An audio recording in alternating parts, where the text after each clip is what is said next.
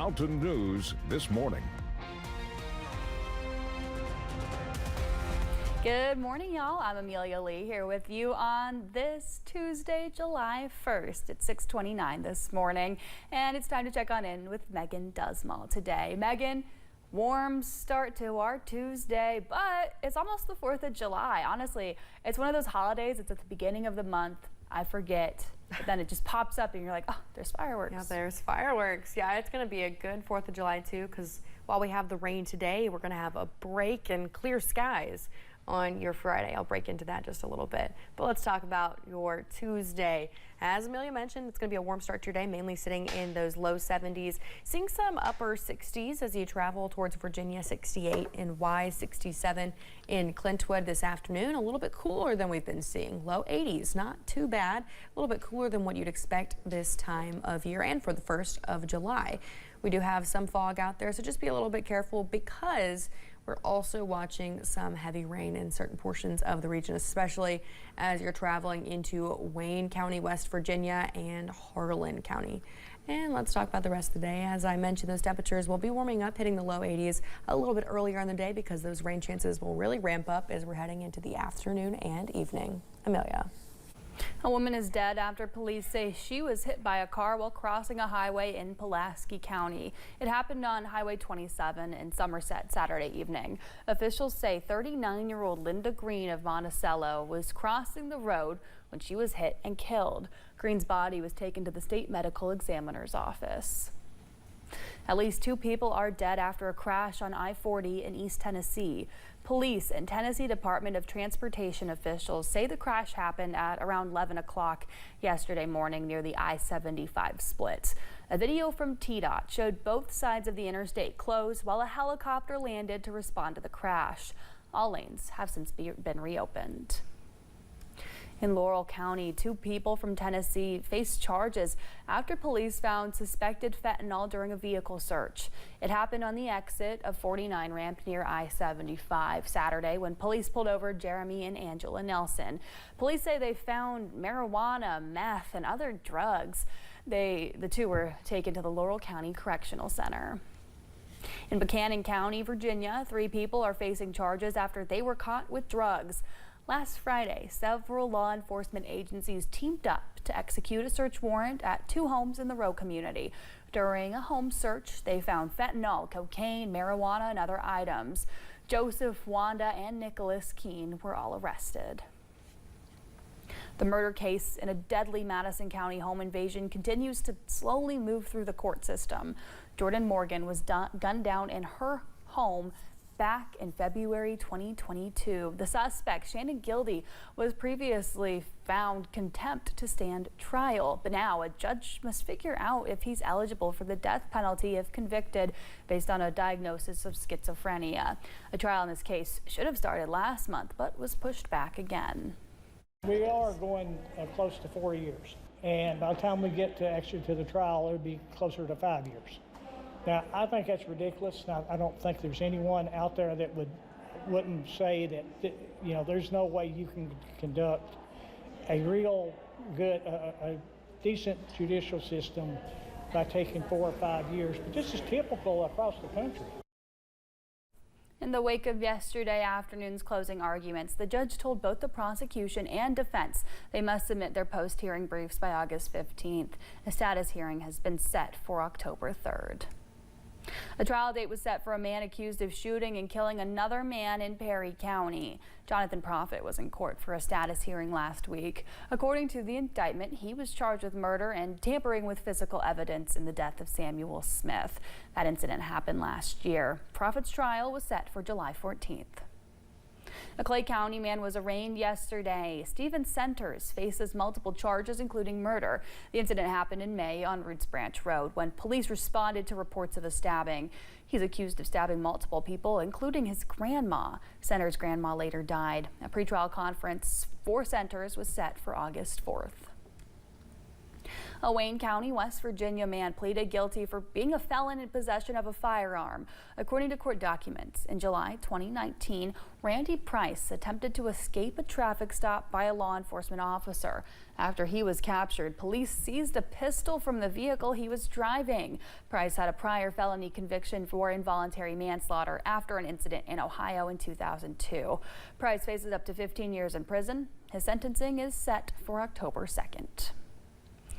3 years ago yesterday night marked the anniversary of one of the deadliest police shootings in Kentucky history. 3 officers and 1 canine were killed in an ambush in the Allen community of Floyd County. WYMT's Buddy Forbes spoke with the leaders of the impacted departments, who say it's a dark day, but they'll use it to celebrate their fallen heroes. The badge is a little bit heavier today. First responders in Floyd County are looking back on 3 years since the night that changed everything. Hard to think it's just been 3 years. There's times it feels like it was yesterday, and there's times it feels like 10 years ago. The June 30th, 2022 Allen ambush that resulted in the death of 3 officers and 1 canine and the injuries of several other first responders is something those who were there will never forget. But instead of remembering the horror, they have spent 3 years remembering the heroes, working to make sure the stories of Jacob Chaffins, Ralph Frazier, William Petrie, and Canine Drago are forever cemented. We've seen it in Allen. They put one of the citizens there put a big nice mural on a building. The city of Prestonsburg now is dedicating one that they just erected not long ago, a couple weeks ago, up on a building. So a very good way to remember these guys. Reclaiming their communities and carrying the legacies of their fallen friends with every call. You know, you think every day it gets a little bit easier, but seeing their families grow and it changes, you know, part of the grieving process of wishing that they were here to see what they did. Using their sacrifices to ensure the people they died to protect will be safer than ever before through new trainings and stronger teamwork. We're better in law enforcement in Floyd County than we've ever been before. We have a relationship between the sheriff's office and the police department that was forged in fire.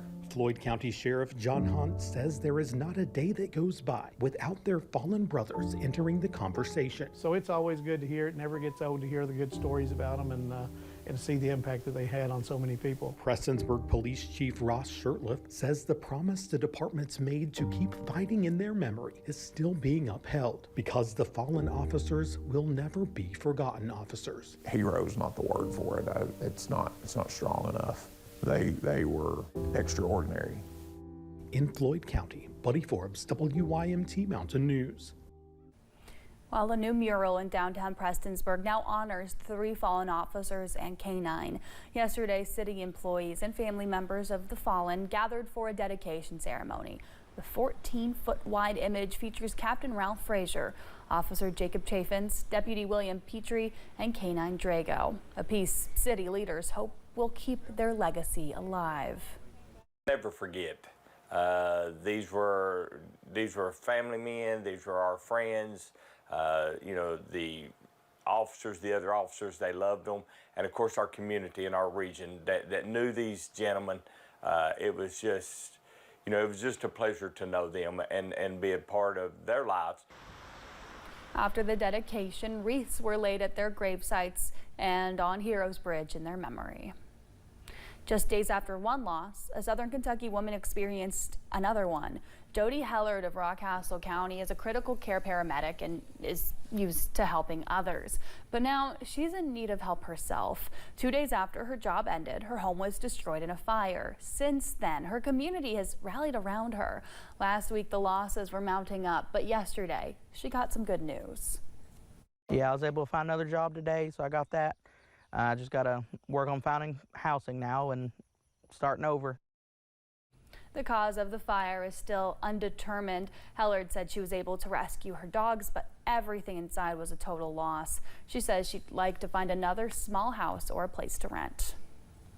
Primary Care Centers of Eastern Kentucky hosted its grand opening for their Wellness and Skin Center. The new center offers aesthetics, dermatology, and women's health. The center is located in Hazard at Suite 800. Nurse injector Madison Patrick says the new wellness spa will have special sales to promote businesses in July. In July, we're going to be having a week's worth of Christmas in July sale as well. So anybody who can't make it in today, just make sure to follow us and to contact us, and then we can let you all know about whenever those sales happen in July. The Wellness and Skin team says being able to help people here in Eastern Kentucky is special. Well, yesterday, the Kentucky Housing Task Force met to talk about the need for more housing. They have programs to get financial help to renters and home buyers, but there are not enough homes in the market. Since the 2008 recession, there's been a decline in construction throughout the Commonwealth.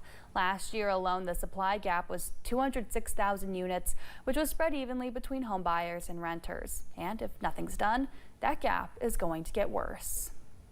If construction levels stay on trend, given our economic growth, given our household trends, in migration, out migration, that's expected to grow to 287,000 units by 2029.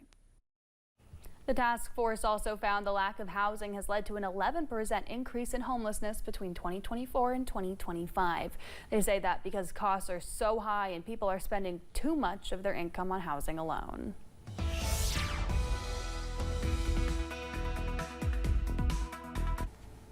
Still watching some storms across the region, especially as we're traveling more into our West Virginia counties and towards Harlan County. Now, more storms are on the way as we're heading through the next couple of hours, so that's just what we got to keep our eyes on. Temperatures, though, will be all in all pretty pleasant, looking at the 70s this morning and then the low 80s this afternoon. Warmest temperatures will be about 84 to 85 degrees. Now, as we head through the next couple hours, you'll notice those temperatures hitting a high a little bit earlier in the day as we're heading into about noon and 1 o'clock. Then we'll start to cool down as we're heading into the evening hours. Still looking at those chances for scattered showers and storms. Amelia. Well, thanks for joining us at 6:41 on Mountain News this morning.